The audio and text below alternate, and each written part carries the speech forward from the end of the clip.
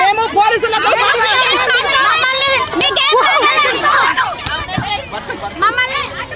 మమ్మల్ని దౌర్జన్యంగా అరెస్ట్ చేస్తున్నారు.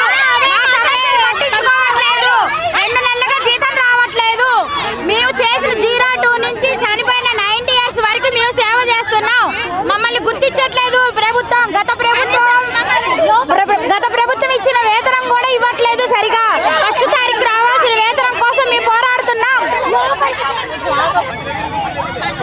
ఈ పోలీసులు మా చుట్టూ మాకు చాలా ఇబ్బంది పెడుతున్నారు. మాకు బొట్ట తిప్పల కోసం వచ్చిన జీతం కావాలని చెప్పి వీళ్ళు చేయడం న్యాయం కాదు. ఈ రేవంత్ రెడ్డికి కళ్ళు కనబడతలేవా? మాకు జీతం కావాలి. మేము ఏం అడుగుతున్నాం? కాదు జీతం అడుగుతున్నాం కదా. ఇక్కడ అంతా పట్టుకొని మాకు గుంజుకొని పోవడం కరెక్టేనా? ఇది న్యాయమేనా? మాకు 2 నెలలు 3 నెలలకు ఒకసారి జీతం వస్తుంది. మాకు జీతాలు కరెక్ట్ లేవు. మాకు అసలు ఏం కరెక్ట్ లేదు. ఇది ఎంతవరకు కరెక్ట్?